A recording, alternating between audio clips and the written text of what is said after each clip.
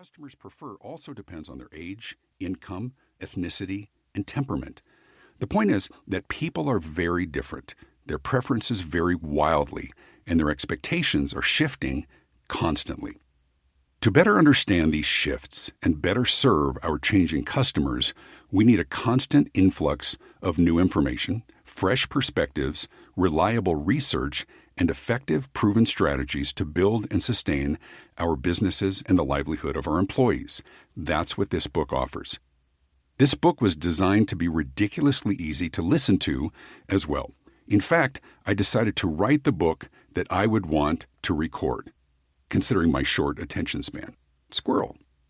While there are many chapters, they are intentionally short, and each one identifies a common customer friction or frustration point, offers marketplace examples, and stories to add context, along with research and best practices to add credibility to the assertions.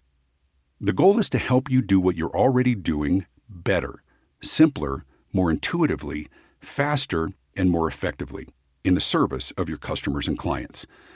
The purpose of this book is more than merely to help you get better at delivering your products and services, but to ultimately become preferable over your competitors. It's also important to note that I will use the term customer and client interchangeably, and in place of all of those other business audiences such as patients, constituents, stakeholders, partners, vendors, and more. I trust you to substitute the correct term that applies to your business model in your own head. Don't expect that every chapter or example I offer will have a direct connection to your business model. It would be impossible to write a book where every example is applicable to every listener, but there will also be a relevant subtext. At the very least, with each chapter, you will have a greater level of empathy for your customers and new insight into customer engagement scenarios that may not be common in your line of work.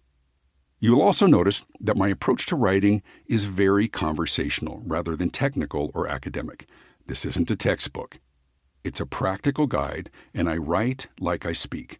If you've ever been in one of my audiences, you just might recognize my voice as you listen to this book. And as a conversational writer, you might also notice sentences beginning with the words and or but, which is certainly permissible.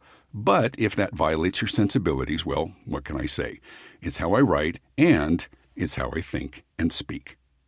Finally, as I mention in all of my business books, forget what you were told by your teachers in school and feel free to write all over the physical copy if you have one.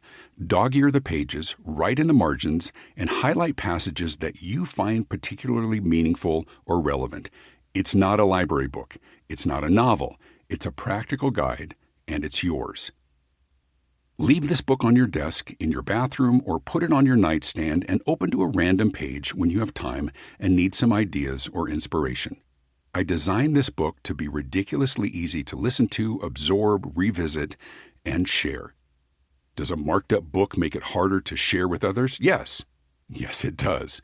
Here's a ridiculously easy solution. Buy a few extra copies for your friends and colleagues.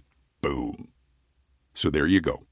Now grab your beverage of choice, take a moment, and post a picture of the cover of this book on your social media to let people know that you are listening to it, and then dive in.